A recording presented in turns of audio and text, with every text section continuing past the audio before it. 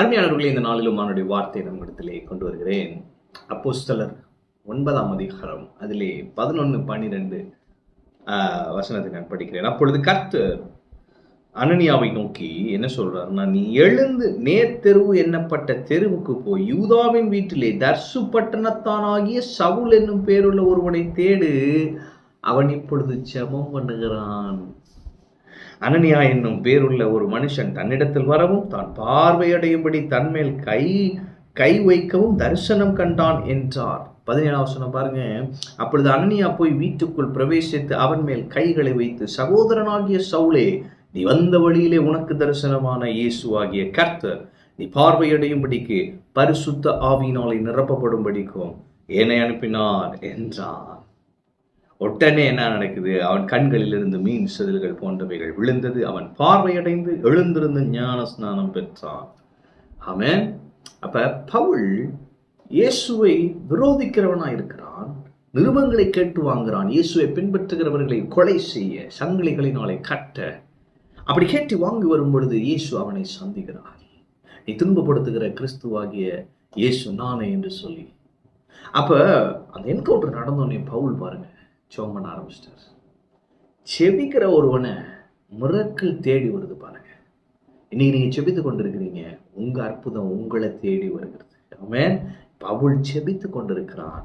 அங்கே தேவன் அனனியாவிடத்திலே பேசி கொண்டிருக்கிறார்.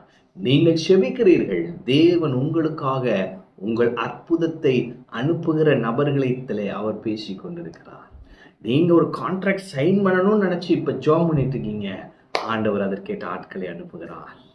அனுப்புறது மட்டும் இல்ல, உங்களுக்கு என்ன நடக்க போகுதுன்னு தரிசனத்துல வெளிப்படுத்துவார். இங்க பவுல் செபித்துக் கொண்டிருக்கிறான்.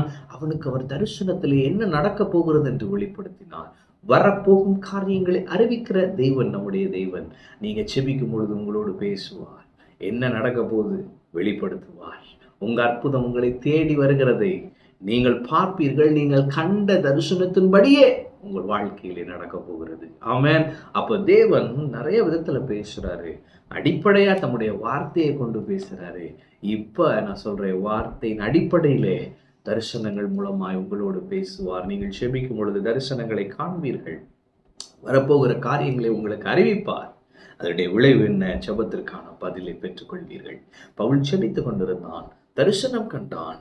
பார்த்தீங்கன்னா அனனியா வந்துட்டாரு. கதவை தட்டி அவர் உள்ள வந்து சொல்றாரு, இயேசு என்ன அனுப்புனார் பாட்டு, கை வைக்கிறாரு.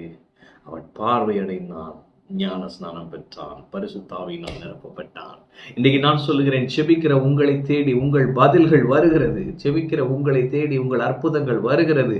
செபிக்கிற உங்களை தேடி உங்களுடைய நன்மைகள் வருகிறது இயேசுவின் நாமத்தினாலே. எனவே ஜெபியுங்கள், விசுவாசத்தோடு ஜெபியுங்கள், எதிர்பார்ப்போடு ஜெபியுங்கள். தரிசனங்களை காண்பீர்கள். வரப்போகிற காரியங்களை கர்த்தர் உங்களுக்கு அறிவிப்பார். அதே நேரத்தில் அவர் உங்களுக்கு சொன்னபடியே உங்கள் வாழ்க்கையிலே நடக்கும். நீங்க இயற்கைக்கு அப்பாற்பட்ட வாழ்க்கை வாழ்வீர்கள். ஆமென். கர்த்தர் உங்களோடு இருக்கிறார். கர்த்தர் உங்களை ஆசீர்வதிப்பார்.